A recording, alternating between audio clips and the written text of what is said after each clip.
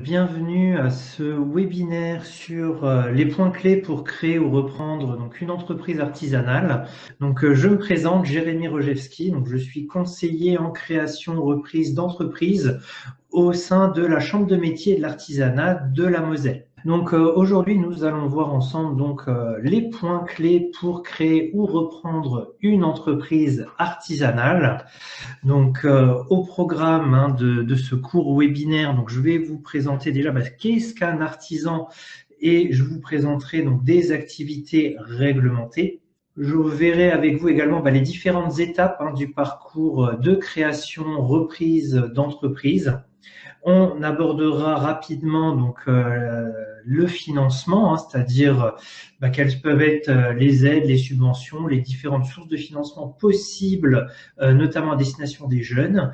Et enfin, je vous expliquerai dans quelle mesure la Chambre de métier et de l'artisanat, notamment de la Moselle, peut vous accompagner dans votre projet de création, reprise d'entreprise.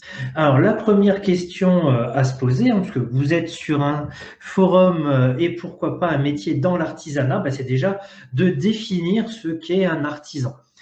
À savoir, va être considéré comme artisan, toute personne qui va exercer une activité de fabrication, réparation, transformation ou prestation de services, qui figure sur une liste préétablie par décret et qui n'emploie pas plus de 10 salariés. Alors, cette limite de 10 salariés n'existe pas au niveau du droit local, au niveau de la Moselle, la limite d'effectifs n'existe pas. Il y a 4 secteurs d'activité dans l'artisanat à retenir. Ça va être les métiers de l'alimentation, les métiers du bâtiment, les métiers de la fabrication et enfin les métiers de service. Alors, comme je vous l'ai dit, certaines activités sont des activités soumises à qualification, c'est-à-dire des activités réglementées. Alors, ces activités réglementées, ça va être des activités pour lesquelles on va vous demander à la création de justifier d'une qualification, c'est-à-dire d'un diplôme au moins égal au CAP ou BEP dans le métier visé, ou de pouvoir justifier 3 ans d'expérience dans le métier en France au sein de l'espace économique européen. Ces principales activités réglementées, quelles sont-elles? C'est tout ce qui va concerner notamment les métiers de l'entretien et de la réparation des véhicules. Par exemple, tout ce qui peut être lié à la mécanique, la carrosserie, etc. Tout ce qui va être les métiers liés au BTP, construction, entretien, réparation de bâtiments, ainsi que les activités de ramenage. Tout ce qui va être mise en place, entretien, réparation de réseaux et d'équipements type électricité, gaz, eau, chauffage sanitaire. Tout ce qui va être préparation, fabrication de produits frais. Tout ce qui peut être boulangerie, pâtisserie, boucherie, charcuterie, poissonnerie, glace artisanale, etc. Tout ce qui va être les soins esthétiques et les modelages à la personne sans finalité médicale et enfin les activités de coiffure. Voilà, on a fait le tour des principales activités artisanales réglementées. Pour ces activités-là, vous devrez pouvoir justifier soit du diplôme, soit de 3 ans d'expérience professionnelle, en France ou dans l'espace économique européen. Alors, vous noterez que pour la coiffure, c'est une petite exception. Le CAP-BEP en coiffure vous permettra uniquement de faire de la coiffure à domicile. Si vous souhaitez créer un salon de coiffure, à ce moment-là, le diplôme exigé sera le BP, le brevet professionnel. Tous les activités type ambulance, taxi, VTC, les soins mortuaires, le toilettage canin, les pensions canines, etc., ça va être des activités qui sont soumises à une réglementation particulière. C'est-à-dire que on va pas forcément vous demander un diplôme à proprement parler, mais ces activités-là ont une réglementation très particulière et des qualifications aussi à obtenir. Là, on se tient au niveau des chambres des métiers à votre disposition pour vous en dire davantage et faire le point justement sur ces activités. Toute activité également qui peuvent être bruyantes ou polluantes doit dans tous les cas de figure faire l'objet d'une déclaration et d'une autorisation préalable de la préfecture. Voilà pour les activités réglementées et la définition du métier d'artisan.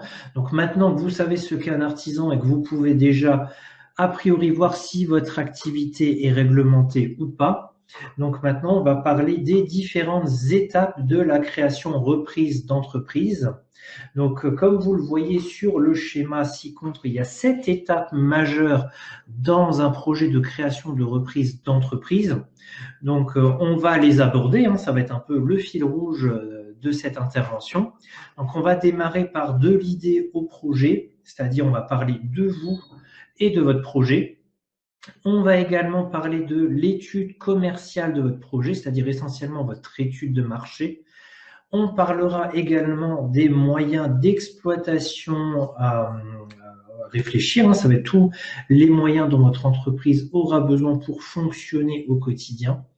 On fera un petit focus sur l'étude juridique et les conséquences que ça peut avoir d'un point de vue social et fiscal. Ensuite, on fera l'approche financière et la recherche de financement. Je vais englober les deux en un seul bloc, c'est-à-dire mettre tout ce qu'on aura vu au cours des étapes précédentes en chiffres. Et enfin, donc, l'immatriculation, le moment où vous donnez vie concrètement à votre entreprise. Donc, c'est ça qui va être l'aboutissement de tout votre parcours de création ou reprise d'entreprise. Alors, pour démarrer, comme je vous l'ai dit, il va falloir faire un point sur vous et sur votre projet. Donc, ça va être très important. C'est une étape, c'est la première, c'est une étape fondamentale. C'est de faire le point sur vos compétences, vos motivations et vos contraintes. Donc, faites un point d'introspection sur vous-même, réfléchissez à ça. Listez qu'est-ce qui vous motive à l'idée de créer votre entreprise. Alors, il n'y a pas de bonne ou de mauvaise raison en soi, mais c'est important de bien trouver l'élément qui motive votre projet. Il faut également bien identifier vos contraintes. Alors, souvent, les contraintes sont de 3 types. Elles peuvent être d'ordre temporel, familial ou financière. Donc, alors vous aurez jamais tous les feux au vert. Vous aurez toujours une contrainte, un petit élément qui vous dit bon, c'est peut-être pas le meilleur moment. Donc, faudra peser systématiquement le pour et le contre et bien vérifier que en fait vos contraintes ne l'emportent pas sur les aspects positifs. Il y a un bon et un mauvais moment pour se lancer. Alors, il n'y aura jamais de moment idéal, mais il faut quand même bien mettre toutes les chances de son côté et bien peser ses contraintes pour s'assurer qu'on soit quand même dans un moment plutôt favorable à un changement majeur qui est une création, une reprise d'entreprise.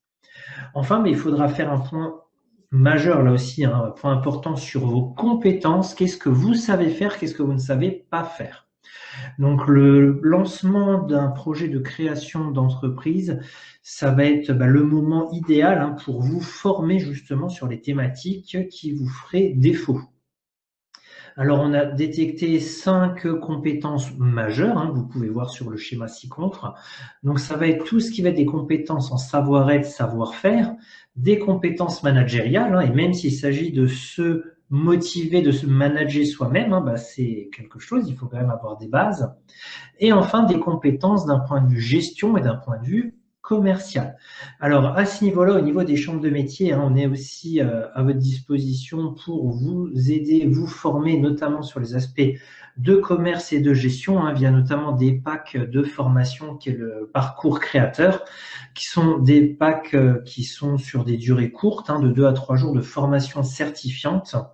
J'en parlerai un peu aussi en fin d'intervention, notamment parce qu'elles sont intégralement finançables via le compte personnel de formation, le CPF. Donc, nous proposons tout ce qui peut être pack gestion, pack commercial, une combinaison des deux qui s'appelle le pack premium. Voilà, je vous en parlerai un peu plus tout à l'heure, mais c'est des aspects de formation auxquels la Chambre des métiers est aussi à vos côtés pour vous former à ce niveau-là. Et donc, très important dans votre projet de création d'entreprise, faites le point sur ce que vous savez faire et sur ce que vous ne savez pas faire. Et surtout, formez-vous, profitez de ce moment-là pour vous former. C'est quelque chose de très important de toute manière, à savoir, vous vous formerez tout au long de votre vie de chef d'entreprise. Donc, autant mettre tout de suite toutes les chances de votre côté pour vous lancer dans ce projet. Une fois que vous aurez fait ça, vous pourrez vous atteler à l'étude commerciale de votre projet. Et bien souvent, l'étude commerciale de votre projet, ça prend la forme d'une étude de marché. Alors, l'étude de marché, souvent, c'est quelque chose que les créateurs n'aiment pas trop faire, parce que c'est compliqué, c'est long, c'est difficile d'avoir tous les éléments. Mais là encore, ça va être un élément fondamental dans votre projet de création. Une étude de marché correctement réalisée, c'est ce qui peut conditionner le succès ou l'échec d'un projet. Alors, je ne vous dis pas que tous les projets ayant fait une étude de marché vont fonctionner et tous les projets qui n'en ont pas fait ne vont pas fonctionner. Mais bien évidemment, là encore, on est sur mettre toutes les chances de son côté pour créer une entreprise. Donc, l'étude de marché, ça va consister notamment c'est une photographie à l'instant T d'une situation de votre environnement et ça va être analyser votre environnement au sens large du terme afin de vous aider à prendre les meilleures décisions possibles par rapport à votre création d'entreprise. Il vaut mieux modifier, ajuster votre projet quand on est en phase de création qu'une fois que le projet est lancé. Du coup, il vous faudra bien évidemment réfléchir à 3 éléments majeurs dans votre étude de marché et c'est les cases qui sont regroupées dans cet ovale, l'ovale vert représentant schématiquement votre marché, votre environnement. Donc, il va falloir impérativement étudier votre clientèle, votre concurrence, vos fournisseurs. Comme vous le voyez, votre entreprise elle sera au centre de ce système et il vous faudra du coup bien analyser ces 3 thématiques-là. Si vous étudiez à fond la clientèle, la concurrence, les fournisseurs, vous aurez déjà fait une avancée majeure dans votre étude de marché. Bien évidemment, s'il y a un des 3 éléments à bien analyser, ça va être l'étude de vos clients, puisque c'est l'étude client qui est la plus importante des 3, puisqu'elle conditionne également l'aspect concurrentiel et l'aspect fournisseur. Donc là aussi, quand vous allez étudier votre clientèle, vous allez vous poser plusieurs questions. Vous allez vous demander justement à qui je vais vendre mon produit, mon service, à qui je vais le vendre. Est-ce que j'ai besoin de segmenter ma clientèle ou pas, c'est-à-dire, est-ce que je m'adresse à monsieur, madame, tout le monde, ou est-ce qu'au contraire, mon produit va être ciblé chez quelqu'un? Alors, on peut cibler, saucissonner la clientèle dans tous les critères qu'on veut. Vous pouvez vous adresser à tout le monde, aux hommes, aux femmes, sur des critères d'âge, de revenus, par rapport à des centres d'activité, de loisirs, etc. Après, vous orientez votre produit, votre service comme vous l'entendez, mais c'est important de savoir à qui vous souhaitez vendre votre produit ou votre service. Comment va réagir votre clientèle? Est-ce que c'est une clientèle qui préfère acheter notamment via Internet ou les réseaux sociaux, ou est-ce que c'est une clientèle qui préfère se déplacer en boutique? Est-ce que votre clientèle préfère payer par carte bancaire sans contact via son téléphone portable, ou est-ce qu'elle va préférer payer en espèces, voire par chèque? Voilà, tout ça, ça va être des éléments à prendre en compte pour savoir à qui vous allez vendre, bien connaître les habitudes de vente de votre clientèle potentielle. Ça vous permettra également de choisir le meilleur canal de distribution, c'est-à-dire comment vous allez vous adresser à votre clientèle, par quel biais. Et ça va également vous permettre d'étudier les concurrents et les fournisseurs. Parce que les fournisseurs, ça va être la conséquence directe justement de votre étude client. Si vous vous positionnez sur du haut de gamme, forcément, vous allez choisir des fournisseurs qui sont cohérents. Vous n'allez pas choisir un fournisseur bas de gamme si vous vous positionnez sur du haut de gamme. Vous allez rapidement avoir un souci avec votre clientèle. Pourquoi? Parce que les matières que vous allez utiliser ne correspondront pas à l'image que vous souhaitez donner. De même qu'au niveau de la concurrence, ça va être important de savoir quelle est votre concurrence. Est-ce que vos concurrents, c'est de la concurrence directe ou est-ce que c'est de la concurrence indirecte? Alors, vous aurez forcément les deux. Concurrent direct, c'est un concurrent qui fait frontalement la même activité que vous. Concurrent indirect, c'est pas son activité principale, mais il peut quand même vous shipper des clients par-ci, par-là. La concurrence, c'est pareil. Des entreprises qui font la même activité que vous ne sont pas forcément concurrence avec vous. Si vous vous positionnez sur un marché de particuliers et que celui qui est à côté de chez vous, il fait la même chose, mais lui s'adresse que à des professionnels, vous n'êtes pas en réelle concurrence avec lui, puisque vous ne vous adressez pas à la même cible. Donc, c'est important là aussi de bien étudier vos concurrents. Qui ils sont, où est-ce qu'ils sont localisés, quels sont leurs points forts, leurs points faibles. Par effet miroir, vous obtenez les vôtres. Quelle est leur clientèle, comment est-ce qu'elle interagit? Vous vous posez à peu près les mêmes questions qu'avec vous. Donc en faisant tout ça, tout ce travail-là, vous aurez une image déjà réaliste. Je le répète, c'est une photographie à l'instant T, donc c'est évolutif. Mais vous aurez déjà un aperçu de votre clientèle potentielle et du coup de vos fournisseurs et de votre concurrence. Ça va être un aspect important. Après, l'environnement au sens large, évidemment, il faut tout prendre en compte. L'aspect, par exemple, économique, social, démographique, etc. Ça va notamment avoir une influence sur votre lieu d'implantation. Vous n'allez pas vous implanter au petit bonheur la chance. Là encore, je le répète, si par exemple, au niveau de l'étude client, on vous a dit, moi, je veux faire du haut de gamme, vous n'allez pas vous implanter dans un quartier à sa votre cible client, elle n'est pas là. L'inverse, c'est vrai aussi. Certaines activités vont nécessiter un fort flux, un fort passage de clientèle, de prospects. Donc là, ce sera plutôt une implantation en centre-ville, un axe de passage. Au contraire, sur certaines activités, il faut de la place. Les gens, quand ils vont venir chez vous, ils vont devoir garer leur véhicule parce qu'ils vont devoir charger la voiture, etc. À ce moment-là, il vaudra mieux se mettre en périphérie, voire en zone rurale. Donc, il y a vraiment aussi tout un travail de réflexion à mener sur l'implantation. L'aspect institutionnel, ça, c'est tout ce qui va être juridique, c'est tout ce qui va être les lois. Bien vérifier où est-ce que vous pensez vous implanter, toute la réglementation qui va aller avec, parce que les lois, ça peut être de l'échelon communal jusqu'à l'échelon européen. Donc, ça va être important de systématiquement être en veille par rapport à tout ce qui va être les aspects, les évolutions juridiques liées à votre environnement. C'est pas forcément que votre activité, ça peut être votre environnement, là encore, au sens large. Ensuite, concernant les moyens d'exploitation, ça va être tous les moyens mis en œuvre par l'entreprise pour fonctionner au quotidien. Donc, ça va être important de pouvoir répondre à ces 3 questions, notamment. Comment allez-vous produire votre produit ou votre service? C'est-à-dire, où est-ce que vous comptez vous implanter?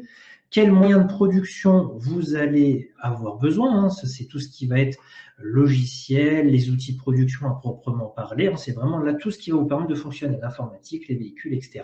De quoi vous avez besoin et de combien de personnes vous allez avoir besoin. Ça va être notamment vos besoins en termes de ressources humaines.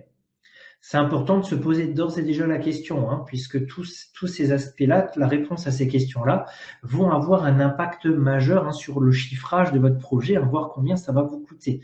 Parce que forcément, si vous devez avoir une boutique, si vous avez des moyens de production très importants, et si vous devez recruter, ce ne sera pas le même coût que si vous pouvez être tout seul, simplement avec votre ordinateur, etc.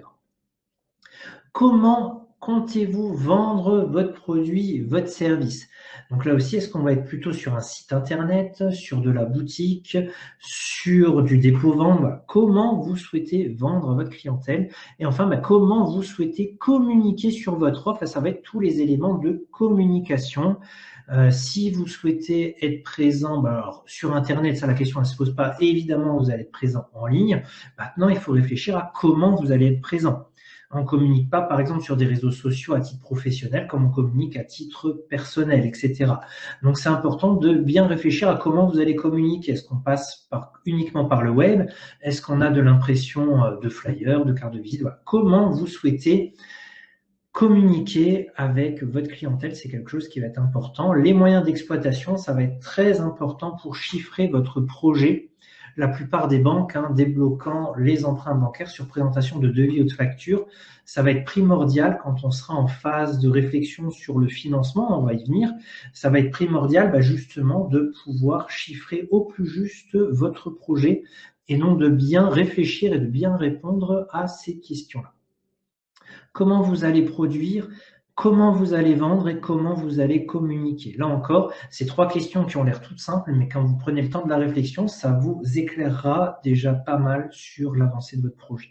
Ensuite, on va faire un mini-focus. Alors, j'insiste bien sur mini-focus parce qu'on ne va pas aller très loin vu le temps qui est imparti. Sur les différents statuts juridiques. Alors là aussi, c'est une présentation très sommaire des statuts juridiques qui existent. Le statut juridique, il ne se choisit pas parce que vous avez vu une vidéo sur YouTube qui vous conseillait tel ou tel statut ou parce que vous connaissez quelqu'un qui utilise ce statut. Il y a un statut juridique, le bon statut, ça va être celui qui est adapté à votre situation au moment où vous créez. Et le statut juridique, il va vivre en même temps que vous, donc vous n'êtes jamais figé dans un statut. On peut toujours évoluer en fonction de l'évolution de son activité, de son entreprise. En France, on a deux grandes familles d'entreprises. Vous avez d'un côté la famille des entreprises individuelles et de l'autre, vous avez la famille des sociétés.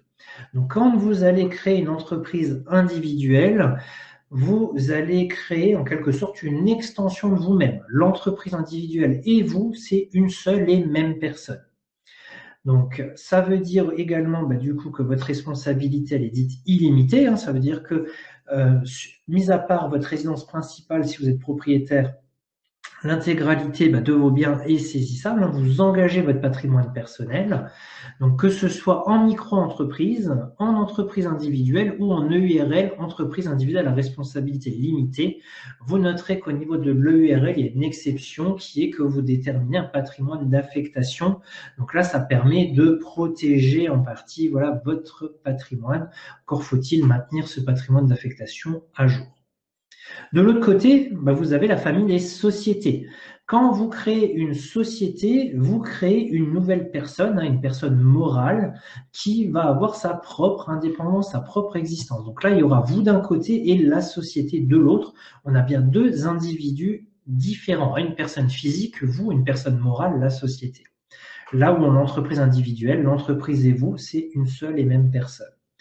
Donc, société, donc vous en avez en fait de deux types principalement. Vous avez la SARL, la société à responsabilité limitée, et vous avez la SAS, la société par action simplifiée. Il faut être au moins deux pour créer une SARL ou une SAS. Si jamais vous êtes tout seul, pas de panique, vous pouvez quand même. À ce moment-là, ce sera une EURL ou une SASU, le U étant pour unipersonnel, c'est-à-dire que vous êtes tout seul. Donc, EURL, entreprise unipersonnelle à responsabilité limitée, c'est une SARL où vous êtes seul. La SASU, société par action simplifiée unipersonnelle, c'est une SAS où vous êtes seul. La SNC, j'en parlerai pas parce que dans l'artisanat, c'est quand même plus que rare d'en trouver, en tout cas en Moselle. Donc voilà, je ne l'aborderai pas à ce niveau-là. Quand vous créez une société, votre responsabilité est limitée à vos apports, c'est-à-dire que vous êtes limité uniquement aux sommes d'argent que vous mettez dans votre entreprise. Si vous injectez par exemple 1 000 € dans votre projet, si ça fonctionne pas, vous êtes réputé perdre uniquement ces 1 000 € là. Pour le reste, votre patrimoine est protégé. Là où dans l'entreprise individuelle, vous engagez intégralement votre responsabilité. Au niveau des cotisations sociales, quand vous êtes en entreprise individuelle ou si vous êtes gérant majoritaire dans une SARL, vous allez être ce qu'on appelle TNS, travailleur non salarié, c'est-à-dire un indépendant. À ce niveau-là, le taux de cotisation sociale est d'environ 45%, sauf pour les micros, ça je pourrais y revenir individuellement. Si vous êtes gérant minoritaire ou égalitaire dans une SARL ou si vous êtes en SAS-SASU, vous serez ce qu'on appelle assimilé salarié. Et à ce moment-là, vous aurez les cotisations à la fois patronales et salariales. À ce moment-là, le taux de cotisation est d'environ 75%. Alors, vous noterez qu'en Alsace-Moselle, au régime local, si vous êtes assimilé salarié, vous resterez au régime local Alsace-Moselle. Pour les autres, vous basculez, les TNS basculent au régime général, c'est-à-dire le régime hors Alsace-Moselle.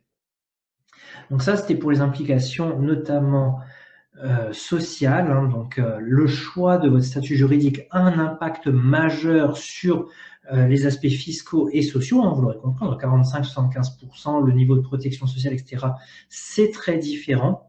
Donc, je vous invite sincèrement à nous contacter, à faire un point individuel sur votre projet pour qu'on puisse déjà déterminer ensemble le statut le plus adéquat pour vous et vous faire une explication plus en détail, plus en profondeur des différents statuts et de leurs caractéristiques, puisqu'évidemment, ça va beaucoup plus loin que le peu que je vous ai présenté. Là, on est vraiment sur une présentation très générique des différents statuts. Maintenant, le bon statut, je le répète, il n'y a pas de statut type pour tel ou tel projet. Il faut vraiment adapter le statut par rapport à votre situation personnelle. Une fois qu'on aura fait tout ça, vous pourrez vérifier la viabilité de votre projet en répondant à quelques questions, c'est-à-dire que là, on sait mettre l'intégralité de vos données en chiffres, c'est-à-dire vérifier la viabilité de votre projet. Quelle somme d'argent je vais avoir besoin de réunir pour réaliser mon projet? Donc ça va être votre plan de financement initial, hein. Vous allez lister tous les investissements nécessaires pour lancer le projet et en face, vous allez mettre l'argent que vous avez, c'est-à-dire votre rapport personnel ou l'emprunt bancaire. Est-ce que vous allez pouvoir vivre de cette activité? Est-ce que l'activité va générer suffisamment de chiffre d'affaires? Donc ça va être l'objet du compte de résultat, hein. Ça va être le budget de l'entreprise. D'un côté, on va lister tout ce qui sort, toutes les factures, tous les salaires, toutes les rémunérations, etc. Et en face, on va lister le chiffre d'affaires. D'où l'importance aussi de bien calculer son chiffre d'affaires pour qu'il soit réaliste. Donc évidemment, après, vous serez en bénéfice, vous ferez des bénéfices ou vous ferez un déficit, hein, ce que je ne vous souhaite pas. Est-ce que vous aurez toujours assez d'argent pour régler vos échéances? Donc ça, ce sera le plan de trésorerie. Sur le plan de trésorerie, donc ça va être comme le compte de résultat, sauf qu'on va le mensualiser. Là, ça va être une vue de l'entreprise, du budget de l'entreprise mensuellement. Parce que comme pour votre budget personnel, les dépenses, c'est pas forcément linéaire, hein. On peut avoir des dépenses mensuelles, on peut avoir des dépenses semestrielles, annuelles, etc. Et chaque activité, notamment dans l'artisanat, a une saisonnalité. Hein, donc là, par exemple, les chocolatiers, par exemple, c'est tout ce qui peut être Saint-Valentin, Pâques, Noël. Les glaciers, évidemment, c'est plutôt l'été. Les coiffeurs, ça va être la rentrée scolaire, les fêtes de fin d'année, etc. Donc chaque activité a des petites périodes de pic et des périodes un peu plus calmes, des périodes creuses. Donc ça va être important au niveau du plan de trésorerie de bien s'assurer qu'il y ait l'argent à la fin de chaque mois pour pouvoir payer l'intégralité des factures. Et enfin, quelque chose d'important, ça va être quel chiffre d'affaires vous devez réaliser pour ne pas faire de perte, c'est-à-dire calculer votre seuil de rentabilité.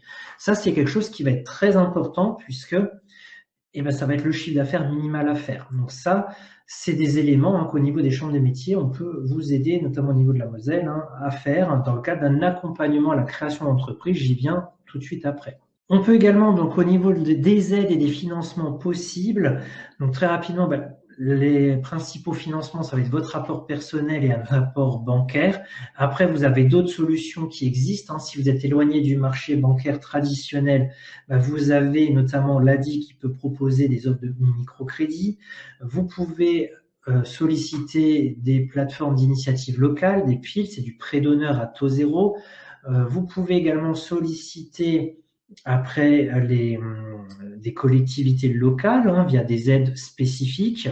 Mais là, les collectivités ne proposent pas toutes une aide et elles ne sont pas toutes du même montant ou sur les mêmes caractéristiques. Donc là encore, c'est intéressant de voir ça dans le cadre d'un point individuel. En fonction de la nature de votre projet, la région Grand Est peut également, via le dispositif Jeunesse, vous aider via une subvention. Voilà. Après, on est vraiment sur du cas par cas. Donc là aussi, il ne faut pas hésiter à nous contacter et à faire un point individuel par rapport à votre projet et à votre situation pour qu'on puisse vous aiguiller de la meilleure des manières possibles sur les aides et les financements que vous pouvez potentiellement avoir droit. Une fois que vous avez fait tout ça, vous allez arriver en bout de course sur ce parcours de création reprise d'entreprise. Donc, vous allez devoir déposer votre dossier auprès du CFE, le Centre de formalité des entreprises. Donc, c'est sans rendez-vous, c'est à l'accueil de la Chambre des métiers. Vous venez vous retirez le dossier, vous redéposez plus tard le dossier complet avec l'ensemble des éléments.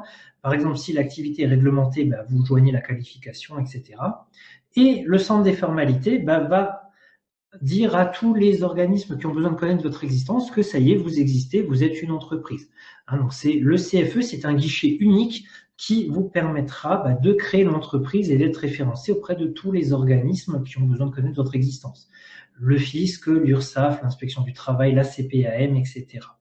Une fois que vous déposez votre dossier au CFE, vous êtes officiellement répertorié comme étant une entreprise, donc artisanale, si vous êtes au CFE de la Chambre des métiers.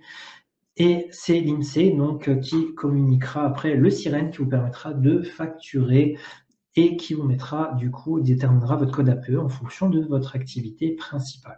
Donc, comme je vous en ai parlé tout à l'heure, on est là aussi au niveau de la Chambre des métiers pour vous aider, pour vous accompagner dans votre projet de création d'entreprise.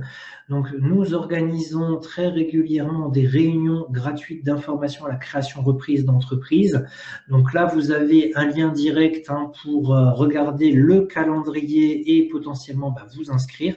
Donc, c'est sur notre site cma-moselle.fr en ce qui concerne la Moselle. Après, je vous invite à contacter vos CMA camarades de vos départements respectifs.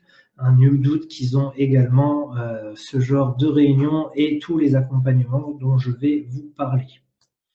Donc, ce sont des réunions gratuites d'une durée d'1 à 2 heures qui peuvent être soit en présentiel, soit en format webinaire et où là, on parle un peu plus dans le détail de tout ce qui concerne la création, reprise d'entreprise. On fait également des rendez-vous gratuits avec un conseiller entreprise de diagnostic pour voir où vous en êtes dans votre projet, pour faire un point individuel sur votre situation, sur votre projet et vous faire un point avec vous réglementaire, voir où vous en êtes dans le projet, voir dans quelle mesure on peut vous aider et potentiellement donc de vous proposer un accompagnement sur mesure.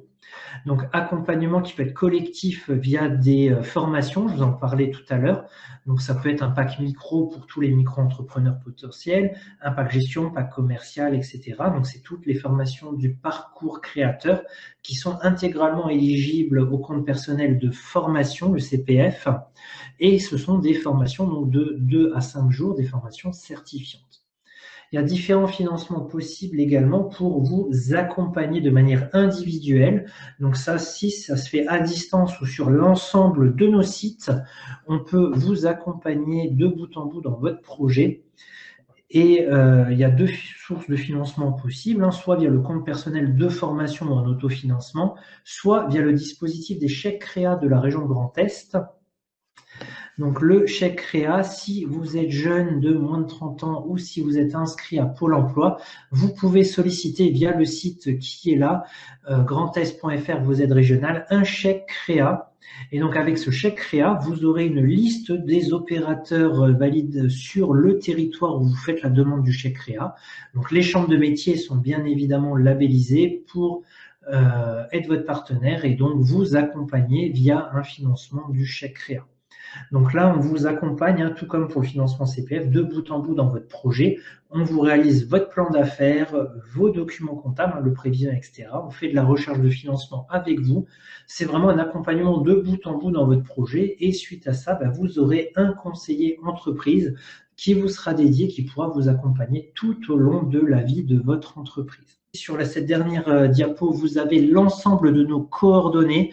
Donc, n'hésitez pas à nous contacter si vous avez un projet en Moselle.